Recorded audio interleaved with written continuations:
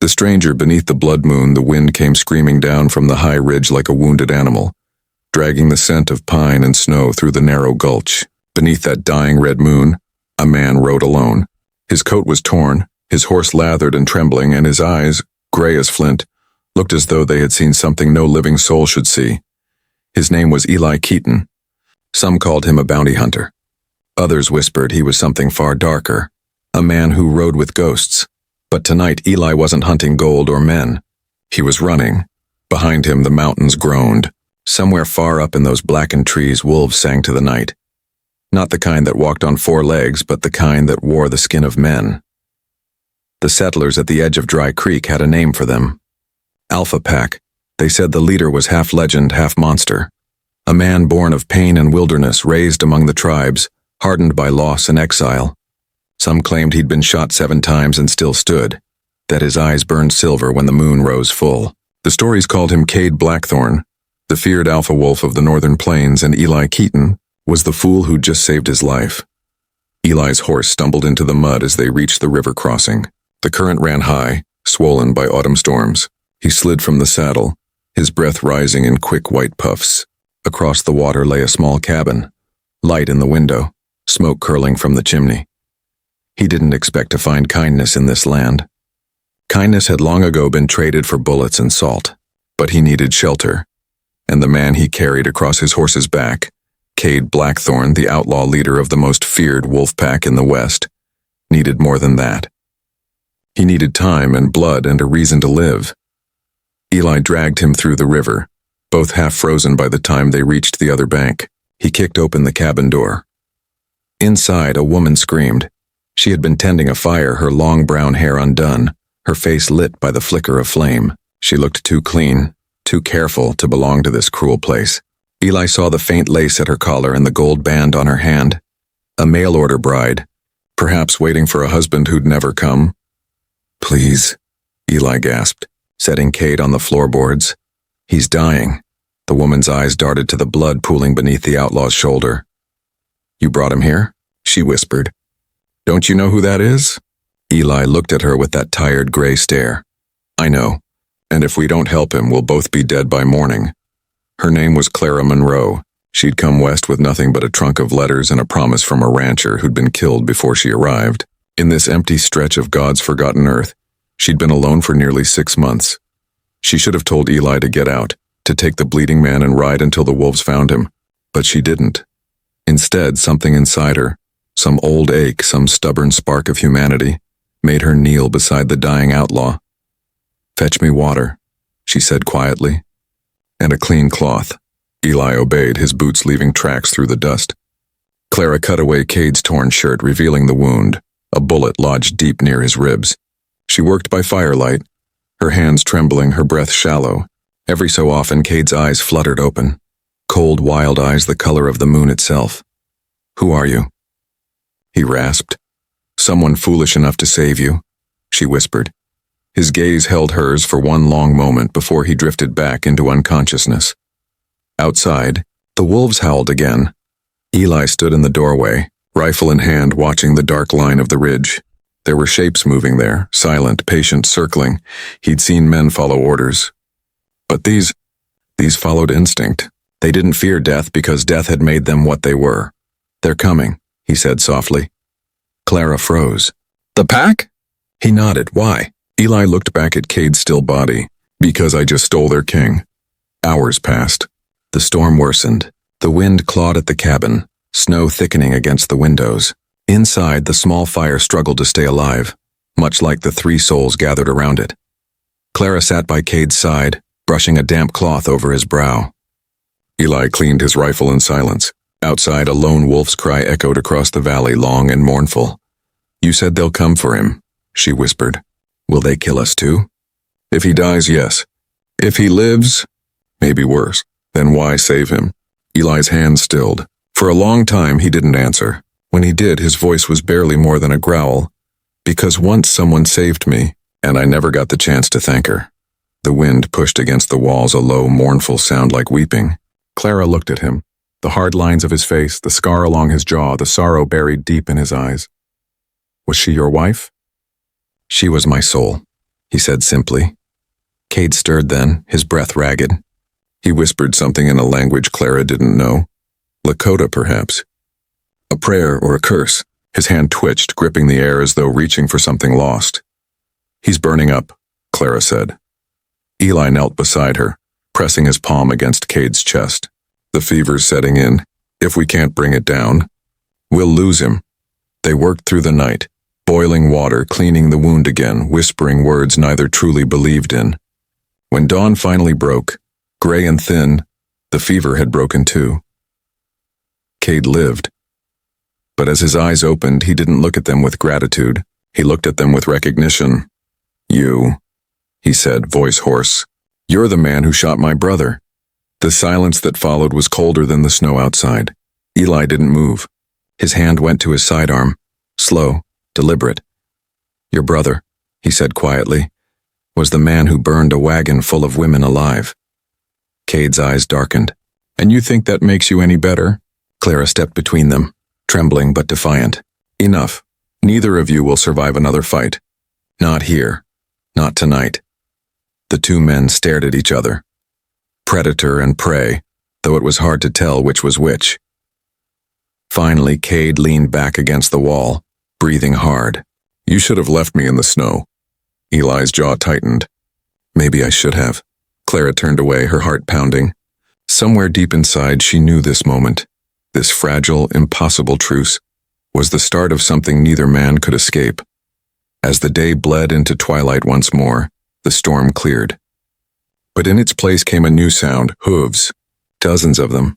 Clara ran to the window. Through the drifting smoke of dawn she saw them. Riders in wolf pelts, faces painted, rifles slung across their backs. The Alpha Pack. They're here, she whispered. Cade's expression hardened. They'll come for me, but they won't leave without blood. Eli chambered around. Then let's give them a reason to think twice. Cade's silver eyes met his. You'd fight beside me? After what you know? Eli's lips curved into something that wasn't quite a smile. I didn't save your life to see you die easy. Clara pressed a hand to her chest, her breath caught between fear and awe. She didn't know if she was looking at two enemies or the beginnings of something greater, something that might burn the whole frontier before it was done. Outside, the pack began to howl.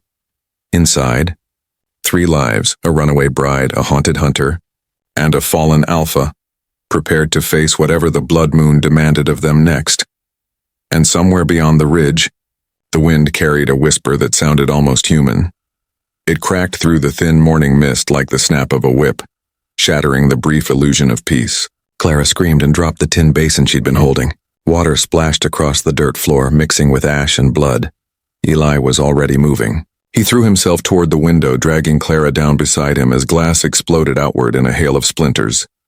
Down! He barked, his voice low and fierce. Cade, still pale from fever, dragged himself upright, the muscles in his arms trembling with effort. His bandaged shoulder was seeping through again, but his eyes, those eerie, moonlit eyes, burned with focus. They've come, he muttered. The pack. Eli cocked his rifle and crouched beside the door. How many? Cade peered through the broken glass, his jaw tightening. Too many to count. Outside, shadows moved between the trees, riders dressed in wolf pelts, their faces painted in streaks of ash and bone. The air smelled of smoke and pine and gunpowder waiting to be spent. They'll surround the cabin first, Cade said quietly. Try to starve us out. How long before they come in shooting? They won't wait long. Not when they know I'm alive. Eli exhaled through his teeth, his mind racing. Then we make them pay for every inch. The next few hours blurred into a kind of waking nightmare. Bullets tore through the walls, thudding into the logs like angry fists. The wolves shouted in the distance, voices rising and falling in a rhythm that sounded almost ritualistic. Part war cry, part morning song. Inside, Clara knelt by the hearth, hand shaking as she loaded cartridges into a battered revolver. She had never fired a gun before. Her late husband, if the man she'd never met could even be called that, had promised to teach her once she arrived in Wyoming. But promises died fast in the West. Eli saw her fumbling and crossed the room, crouching beside her. Thumb the hammer back slow, he said, guiding her hands. Don't fight the recoil. Just breathe, aim, and let the gun do the work.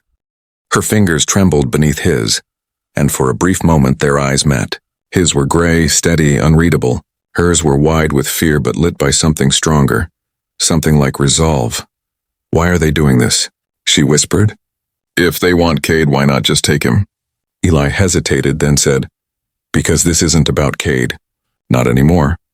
Cade was sitting near the door, his body tense, his rifle across his knees. "You think I don't know what this is?"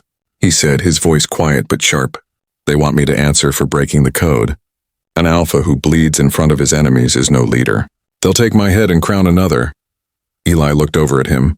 "You really think they'll stop there?" Cade's eyes flicked toward Clara. "No. They'll burn everything that sheltered me." Clara swallowed hard. "Then we can't stay here." Eli's gaze swept the room. There were maybe 10 rounds left between them, and the walls were already pocked with holes. The nearest town was 15 miles away, too far with a wounded man and a pack of killers closing in. "We hold till nightfall," he said. "Then we move. And if they come before then?" Clara asked. He chambered another bullet. "Then we make damn sure they regret it." The attack came at midday. A roar went up outside, wild, inhuman, and the first of the riders broke from the trees, charging the cabin. Smoke filled the air. Gunfire flashed like lightning. Eli fired through the window, dropping one, then another. Cade took the other side, his movement steady despite his wound. Clara knelt behind the table, reloading as fast as her trembling hands would allow. Then came the fire. Flaming torches sailed through the air, striking the roof. Dry pine caught immediately, the smell of pitch thick and suffocating. "Roof's gone," Cade shouted. "We'll burn before they kill us." Eli cursed, grabbed a blanket, and soaked it in the water barrel. He threw it over Clara's head and pulled her toward the door. "We run now," he said. "Through the creek bed. It'll hide our tracks." Cade staggered to his feet, his face pale, blood soaking through his shirt.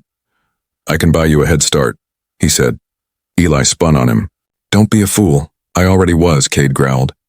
"When I trusted the wrong men. When I let blood and vengeance blind me. This is my mess, Keaton. You don't owe me your life." Eli stared at him for a heartbeat, then shoved a revolver into his hand. "You're right. I don't, but I'm still not leaving you behind." Clara watched them. 2 men who should have killed each other by now, standing shoulder to shoulder instead. The cabin was collapsing, fire licking through the rafters. She could feel the heat against her face and smell the pitch burning in her hair. "Please," she said. "Both of you. Move." They ran. The 3 of them crashed through the smoke and into the creek bed, icy water biting at their legs. Bullets whined overhead. Cade stumbled, clutching his side, but Eli hauled him upright. Clara kept close behind, her skirts heavy with mud. Behind them, the cabin went up in a column of flame. The wolves shouted in triumph, their silhouettes dancing in the firelight. Eli led them downriver, ducking beneath the overhanging pines. For miles they moved like ghosts, silent, breathless, half-mad with exhaustion. Finally, when the last echo of pursuit faded, they collapsed beneath an outcrop of rock. Cade sank to his knees, coughing blood. Clara tore what remained of her shawl to press against the wound. "He won't last long like this," she whispered. "He needs a doctor." Eli nodded grimly. "There's a man in Redding. A surgeon. Used to patch up gunfighters before the war. If we can reach him..." "Redding's 20 miles south," Cade rasped. "The pack will cut us off before then." "Then we go west," Eli said. "Through Crow territory. They won't follow there." Cade gave a dark, broken laugh. "The Crow will kill you on sight." Eli's eyes narrowed. "Not if I'm bringing back what was stolen." Cade's gaze sharpened. "What are you talking about?" "A token," Eli said. "A medicine piece your brother took 2 years ago. I found it on his body. Been keeping it safe since." Cade stared at him as if seeing him for the first time. "You kept it?" "Figured someone should." For a long moment, the only sound was the whisper of the river. Clara looked between them, sensing the fragile thread of understanding forming, something like forgiveness, though neither man would ever name it. As night fell, they built a small campfire beneath the rocks. The flames were faint, their faces hollowed by shadow. Clara sat a few feet away, staring into the glow. "What was it like?" she asked softly. "Your pack?" Cade's voice was distant, almost gentle. "They were family once. Outcasts, half-bloods, broken men. I gave them purpose, and in return, they gave me loyalty. But loyalty turns to hunger when there's nothing left to feed it." "And Eli?" she said, glancing toward him. "What about you?" Eli's jaw tightened. I was a soldier. Thought killing in uniform made me righteous. Turns out it just makes you efficient. No one spoke for a long time after that. The stars stretched endless above them, cold and bright. The fire crackled softly, the only sound in the great stillness. Finally, Clara whispered, I came west to start over, to build a home. I didn't think it would end like this. Cade looked at her with something like regret. It hasn't ended yet. Eli rose, scanning the tree line. No, but it's coming. And when it does, we'd better be ready.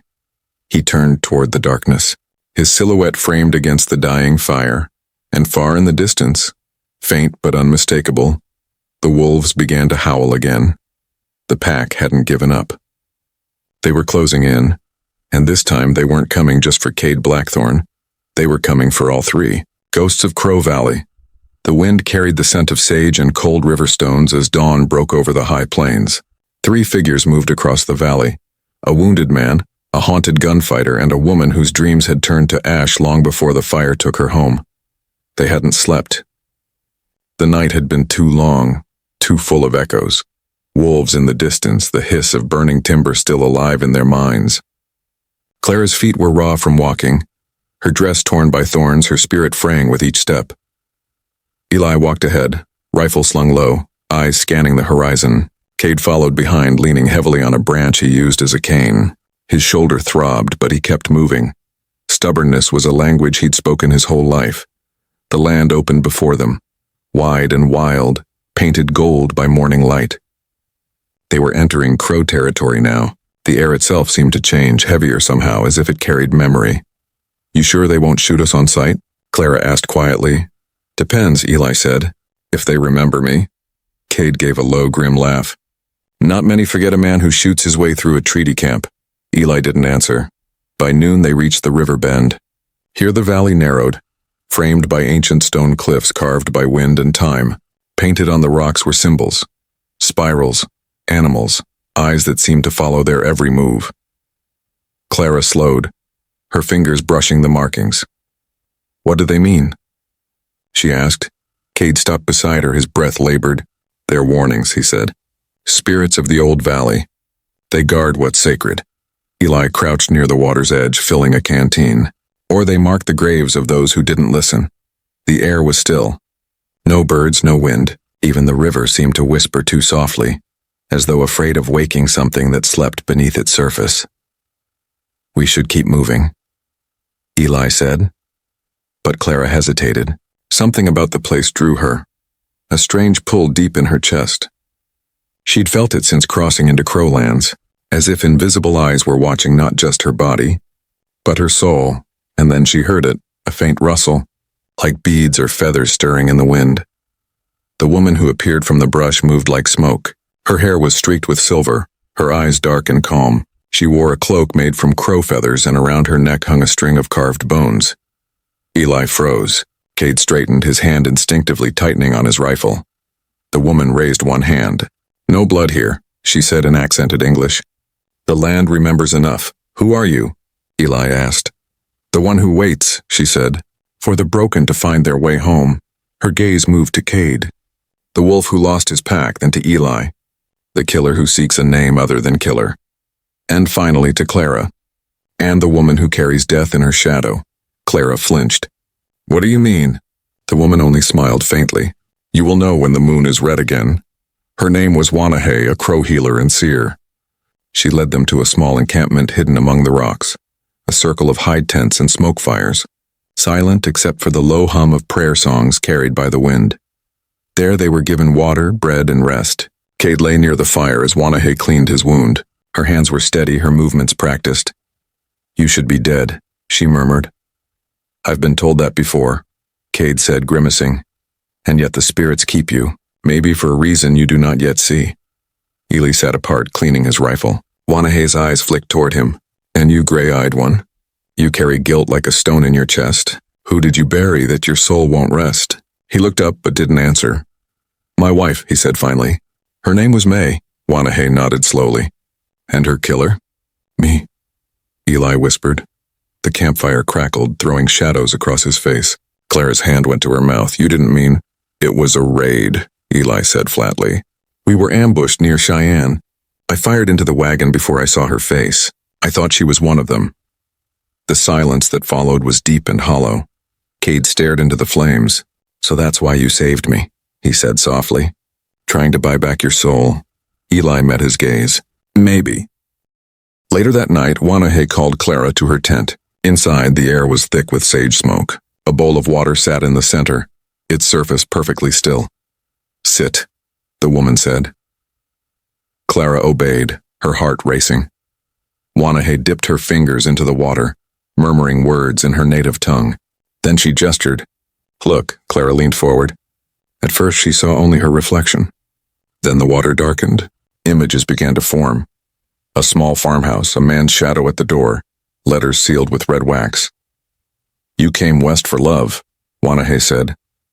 "But love is not what waits for you. The man who wrote those letters is not the man who signed them." Clara's throat tightened. "What are you saying?" "You were sent for," the seer whispered. "But not by a husband. By a man who trades flesh and fear." Clara's stomach turned. She saw it now. A name at the bottom of one of those letters, half smudged. Not the rancher she thought she was to marry, but another. A name she recognized from the wanted posters in every border town. Gordon Blackthorn. Cade's brother. She stumbled from the tent, her mind spinning. Outside, the night was quiet, the stars cruel and endless above her. Eli was waiting near the fire. "What happened?" "It was him," she said, her voice trembling. "The letters. The man who sent for me, it was Gordon Blackthorn." "Cade's brother." Eli's jaw tightened. "You're sure?" She nodded, tears cutting through the dirt on her cheeks. "He was going to sell me, Eli. Like all the others." From the shadows, Cade stirred. His voice was rough. "You knew my brother." "I never met him," Clara said. "But he meant to own me." Cade's eyes burned with something dark and broken.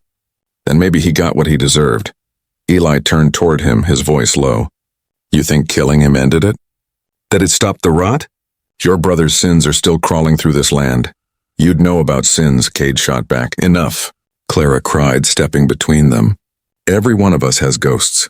I'm done living for them." Her voice cracked but didn't waver. The firelight caught her eyes, and for the first time, she looked less like a lost bride and more like someone the West itself had been forging in its cruel fire. Wanahee appeared at the edge of the camp. "You must leave before dawn," she said. "The wolves have crossed the ridge. They carry new orders, new hunger." "They're coming here?" Eli asked. She nodded. "The pack has a new alpha, and he wants not just blood, but legacy." Cade rose unsteadily. Pain etched across his face. "Who?" Wanahee's gaze softened. "A boy with your eyes." The world seemed to still. Cade's voice was barely a whisper. "My son." The fire hissed, sending sparks spiraling into the night like burning tears, and in that silence they all understood. This fight was no longer about survival. It was about family, past and future. About sins passed down like heirlooms. About what a man becomes when his own blood stands against him. The son of the Wolf King dawn broke hard and cold across Crow Valley, turning the grasslands to frost and silver. The campfires were dying embers now, but the scent of sage still hung in the air, and with it the quiet knowledge that something sacred had just ended. Eli woke first. He was always the first to rise, his body tuned to danger, his mind already calculating distance, ammunition, escape routes. He stood at the edge of the cliffs and watched the valley below, watched it breathe. In the distance, he saw the faint shimmer of movement. Riders. Not the crow. Not soldiers. Wolves. The pack had found them. Behind him, Clara stirred, pulling her shawl around her shoulders. The sleepless night had etched new lines around her eyes. "They're close, aren't they?" she asked. Eli nodded slowly. "Maybe a day behind. Maybe less." Cade emerged from Wanahee's tent, leaning against the doorway, his face drawn and pale, but his eyes sharp as glass. "You saw them," he said. "Yeah, then we don't have much time." Wanahee followed him out, the morning light catching the crow feathers in her hair.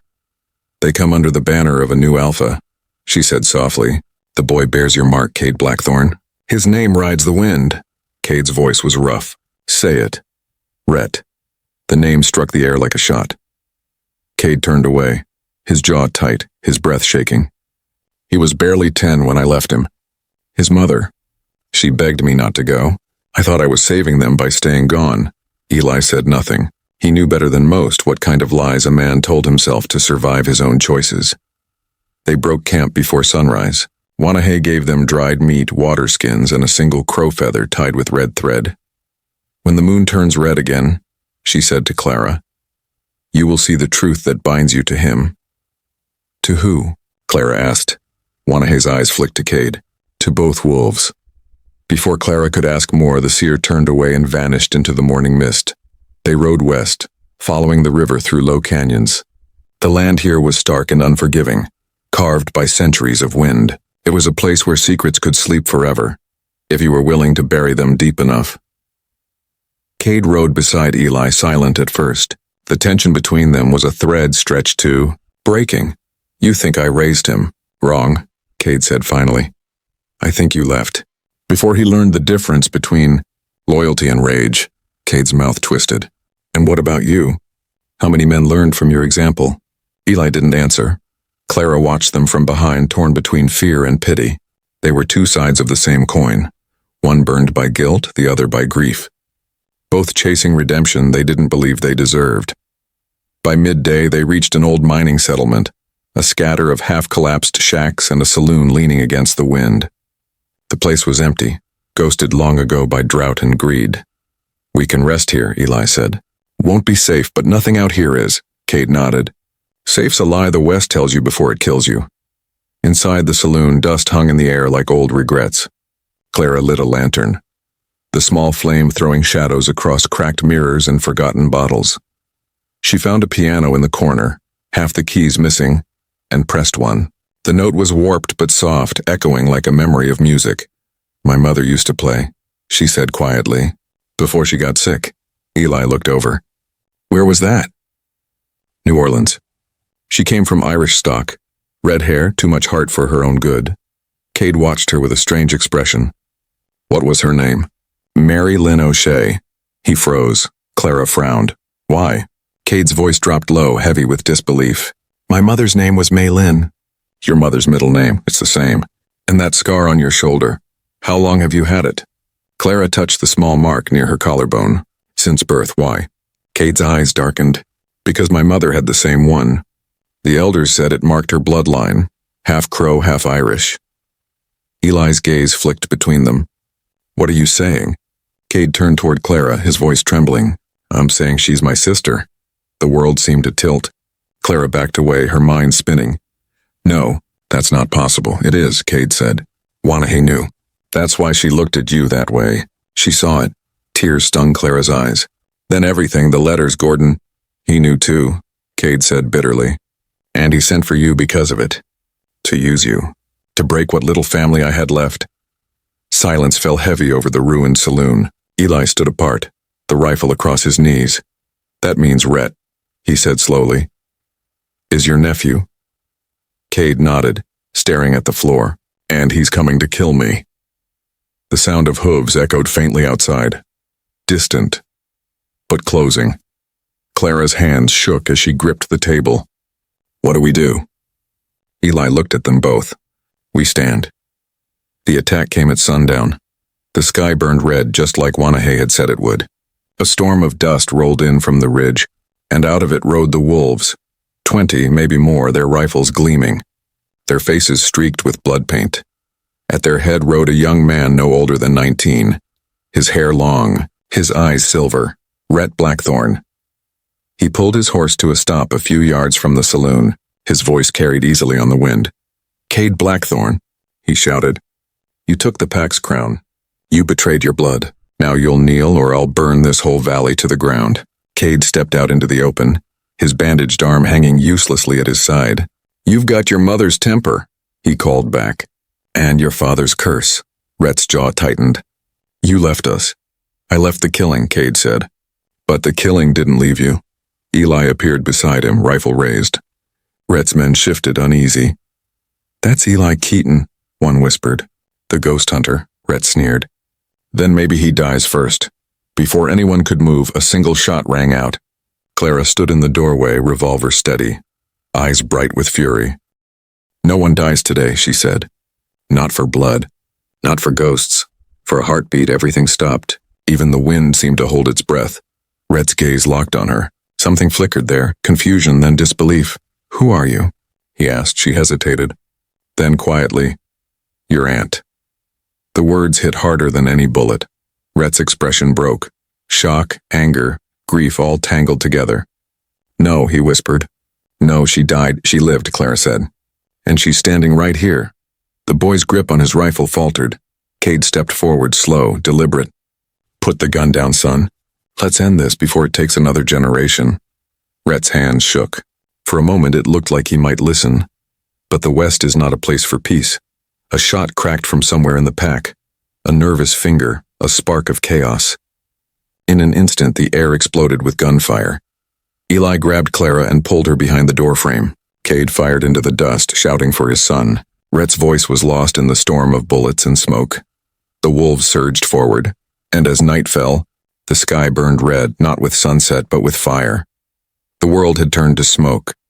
Gunfire tore through the dusk, bullets carving sparks from stone and bone alike. The ruined mining town became a battlefield, its empty shacks now shields, its silence shattered by cries and fire. Eli Keaton moved like a shadow through the chaos, every shot measured, every breath drawn as if it might be his last. The wolves closed in from every side, their howls echoing off the canyon walls. Clara huddled behind the half-collapsed saloon door, her revolver clutched tight in both hands. Each blast of gunfire felt like thunder inside her chest. And out there in the storm, Cade Blackthorn and his son, Rhett, two figures bound by blood and fury, circling each other like predators who'd forgotten what it meant to love. "You taught me to fight," Rhett shouted through the smoke. "You taught me to never bow." Cade's voice came back, ragged, furious. "And I taught you when to stop." Rhett fired again, the bullet grazing the stone near Cade's head. "You left us to die," Rhett cried. "Ma starved because of you. I left to save you." Cade shouted. "I left before the killing poisoned you like it did me." But it was too late. The pack's loyalty ran through Rhett's veins now. Not his honor, but hunger. He moved with the cold precision of a man who'd forgotten mercy. Each step he took forward brought him closer to his father, closer to the moment that would decide which of them walked away. Eli darted through the wreckage, covering Clara as they moved toward the stables. "We can't stay pinned here," he said. "They'll burn what's left." Clara hesitated, glancing toward the sound of the fight. "We can't leave him." Cade knew what this meant, Eli said grimly. "He's making his stand. And what about you?" she asked. "When will you stop running from yours?" He stopped short, her words hitting harder than any bullet. "You don't know what you're asking." "I know what I see," Clara said softly. "A man trying to save everyone but himself." He looked at her then, really looked, and for the first time since the fire that took his wife, he felt something like warmth in his chest. "You've got your brother's stubbornness," he murmured. "And you've got a coward's heart." She shot back, not unkindly. Then, without waiting, she turned and ran toward Cade. Cade and Rhett met in the open amid the ruin of the saloon. The fire from the roof painted everything in shades of hell. "You don't have to do this," Cade said, lowering his gun. "You're my blood. My boy." Rhett's hand trembled on the trigger. "You're no father of mine." Before he could fire, Clara stepped between them. "Enough," she screamed. Rhett froze, shocked to see her standing there, face streaked with ash, eyes fierce. "You think killing him will make you whole?" she demanded. "You think it'll stop the ghosts that follow you?" "It won't, it never does." Rhett's aim wavered. "You don't know what he's done." "I know what hate does," she said. "I've lived with it too long. It's a sickness, and it's already killing you." The boy's breathing hitched. The weight of her words pressed against the years of rage and loneliness he'd carried since his mother's death. But before he could lower the gun, a shot rang out from the ridge. A bullet tore through Rhett's shoulder, spinning him to the ground. Cade turned just in time to see one of Rhett's lieutenants lowering his rifle. A wiry man with cold eyes and a wolfskin cloak. "Traitor," the man snarled. "The pack belongs to blood that kills, not blood that kneels." Eli's shot came a heartbeat later. The wolfskin man dropped, his rifle clattering to the dust. Cade rushed to his son's side. Rhett was alive but pale, blood soaking through his shirt. "You're gonna be fine," Cade said, pressing his hand to the wound. Rhett looked up at him, confusion and pain warring in his eyes. Why'd you come back? Because I couldn't bury another son, Cade whispered. The fight began to die down after that. Some of the wolves fled into the hills, others lay still, shadows among the burning ruins. Eli leaned against the doorway, his rifle hanging at his side. His coat was torn, his arm bleeding, but his eyes stayed on Clara. On the way, she knelt beside Rhett, her hand steady, her face calm despite everything. For the first time, he saw not the frightened bride who'd stumbled into the wilderness, but the woman the West had forged from dust and fire. She looked up at him. It's over. No, Eli said quietly. Not yet. He turned his gaze toward the horizon, toward the rising moon. It was red again, just like Wanahee had said it would be. And in that light he saw her. May, his wife, standing at the edge of the ridge, her dress flowing like smoke, her face both sorrowful and forgiving. He blinked and she was gone, but her voice lingered, soft as wind through pine. It's time, Eli. The night grew still. Rhett slept by the fire, his wound cleaned and bound. Cade sat beside him, staring into the flames. Clara dozed a few feet away, wrapped in a blanket. Eli stood apart, his eyes distant. The moon burned crimson overhead, the valley silent but for the crackle of dying embers. Cade spoke without looking up. You saw her, didn't you? Eli nodded once. Wanahee told me she'd come, Cade said, when the red moon rose again. She told you that? Cade's gaze stayed on the fire. She said the ghosts would call us home. All of us. For a long time, neither man spoke. Finally, Eli said, You can still have a life, Cade. The boy needs you. And you? Eli smiled faintly, a tired thing. Maybe I've done enough damage. Cade turned to him. Don't make your peace by dying, Keaton. That's the coward's way. Maybe, Eli said, but it's the only way I know. Before dawn, Eli saddled his horse. The others were still asleep, the fire down to embers. He left a note in Clara's hand. Nothing more than 4 words, forgive the living, not the dead. Then he rode out into the fog. The valley swallowed him whole, the sound of hooves fading like a heartbeat. When Clara woke, she found the note. She read it once, twice, and pressed it to her chest, her tears falling silently onto the paper. Cade stood beside her, his arm in a sling, his face drawn but resolute. He's going to the ridge, Cade said. To finish what he started. To die? She asked. Maybe. Or maybe to live different. They saddled what horses remained and followed the trail of one lone rider heading east, toward the mountains, toward the ghosts waiting under the blood moon. And as the first light of day broke over the ashes of the valley, the West held its breath, because every story, even one soaked in blood and sorrow, carries a moment when a man chooses what kind of legend he'll become, and Eli Keaton, the killer, the savior, the man who'd saved the most feared wolf, was riding toward his. The sun hadn't yet broken the horizon when Eli Keaton reached the ridge. Frost bit at his hands, dusted the leather of his coat. His horse trembled beneath him, exhausted, its breath clouding in the chill air. Below him stretched the valley, burned, broken, and strangely peaceful. Smoke curled from the ruins where the wolves had made their stand. The air still held the scent of blood and gunpowder, but the wind carried something else now. Silence. For the first time in years, the land was quiet. Eli dismounted slowly, his knees stiff, his mind a blur of memory and guilt. The ridge was the same place he'd first met May long ago, before the war, before the killing. It was where he'd promised her a life, and where he'd buried that promise in lies and whiskey. He stood there, staring at the rising light, and whispered her name, May. The wind shifted soft as a sigh, and then he saw her. Not as a ghost this time, but as a memory so vivid it ached. Her hair catching the sunrise, her laughter echoing through the canyon. For one heartbeat, it was as if she stood beside him again. You done running yet? Her voice asked, gentle as before. He closed his eyes. I don't know how to stop and then stand still, she said. That's how you start. He opened his eyes again. The ridge was empty, but something inside him, something long frozen, had begun to thaw. Down in the valley, Clara rode hard, the cold slicing through her dress like knives. Cade followed a few lengths behind, his face pale, his arm bound tight from the fight. Rhett rode between them, half conscious, the bullet wound deep but healing.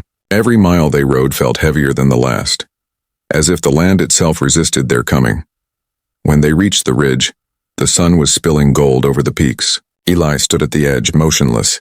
Eli, Clara called out. He didn't turn. She dismounted, stumbling toward him, the wind tugging at her hair. "Don't do this," she said. "Whatever you're thinking, it won't bring her back." He smiled faintly, still looking at the horizon. "You sound like her." "Then listen," she pleaded. "You don't have to pay for the past with your life." Cade came forward then, his voice rough. "She's right. You gave us our chance. Don't throw away yours." Eli finally turned to face them. His eyes looked older now, softer somehow. "I spent years believing the West owed me something," he said quietly. "Revenge, redemption? Hell, maybe peace. But all it ever gave me was dust." "Then take something back," Clara said. "Take a life worth living." He shook his head. "I can't go back to the man I was." "Nobody's asking you to," Cade said. "You be the man who came back for others when it mattered." For a long moment, no one spoke. The wind swept through the pines, whispering across the rocks. Rhett stirred, leaning weakly in his saddle. "Hey," Cade went to him, steadying the reins. "Easy, boy. We're here." The boy's voice cracked. "It wasn't supposed to end like this." "No," Cade said. "But endings are where we decide what kind of men we are." Rhett's gaze shifted toward Eli. "Thank you," he said softly. Eli nodded once. "Make it mean something." The sun finally broke free from the horizon, washing the ridge in crimson and gold. Eli stepped closer to the edge, took off his hat and let the wind carry it away. "You ever wonder," he said, "if the land remembers the blood we spill?" Cade looked at him. "It remembers everything. But so does mercy." Eli smiled faintly. "Maybe that's enough."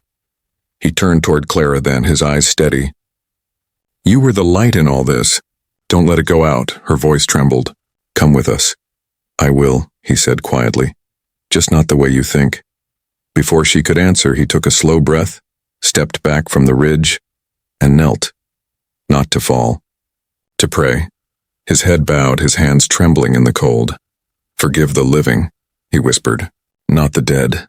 And as the words left his lips, the wind rose like a song, carrying through the valley, through the burned town below, through every scar the West had carved into its people. The light grew brighter, spilling over him, over them all, and in that light, Clara swore she saw May standing beside him, not as a ghost but as something whole. Later, when they buried the last of the wolves and rebuilt the settlement, people told stories. Some said Eli Keaton rode east, chasing the sunrise until no one could find him. Others said he stayed up there watching over the valley, a lone rider guarding the land he'd once bled to save. Clara never corrected them. She only said, he found peace where he stood. And when the moon rose red again, years later, long after the smoke had faded, a wolf's howl echoed through the hills. Low, mournful, and somehow gentle. Cade and Rhett paused by the fire, their hands stilling. Clara looked toward the ridge, a faint smile on her lips. "Rest easy, Eli," she whispered. "You made it home."